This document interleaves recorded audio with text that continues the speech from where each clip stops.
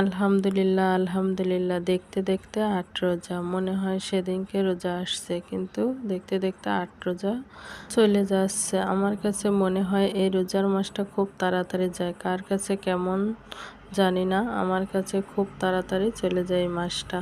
আর এখন তো ছোটবেলা, আরও সময় তাড়াতাড়ি চলে যায়, সময় পাওয়া যায় না। রান্নাবাড়া শেষ করে ভাজা পোড়া করতে করতে কখন যে সময় চলে যায় আর ইফতারির টাইম হয়ে যায়, টেরই পাওয়া যায় না।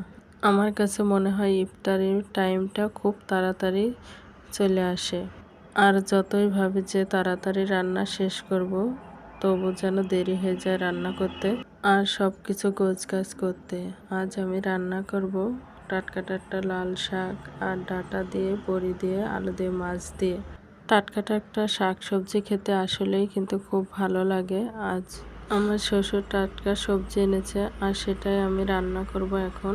প্রথমে আমি শাক রান্না করেছি, তারপর এখন আমি তরকারিটা রান্না করে নেব। তরকারিটা আলু, মাছ আর বড়ি দিয়ে। আর বড়ি দিয়ে যদি তরকারি রান্না হয় তাহলে তো স্বাদটা আরও বেড়ে যায়।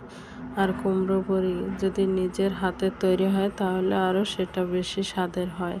আর এই বড়ি আমি নিজ হাতেই বানিয়েছি। আর এই বড়িটা খেতেও কিন্তু খুবই স্বাদ লাগে। বিয়ের আগে যখন বাবার বাড়ি থাকতাম তখন কোনো সবজি খেতাম না, শাক তো খেতামই না। এক দুই দিন লাল শাক খেতাম, কারণ লাল শাক দিয়ে ভাত খেলে ভাতটা লাল হয় দেখে সেই লাল শাকটাই শুধু খেতাম।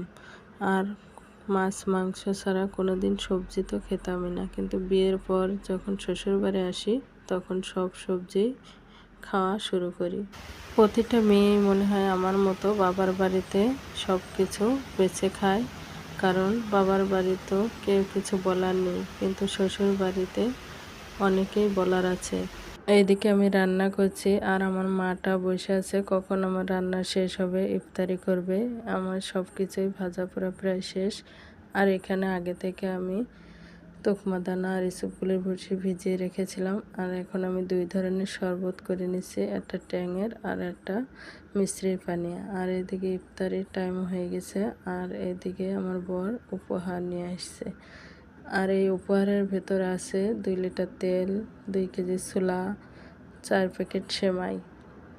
রোজার মাস বলেই এইগুলো আমরা উপহার পেয়েছি।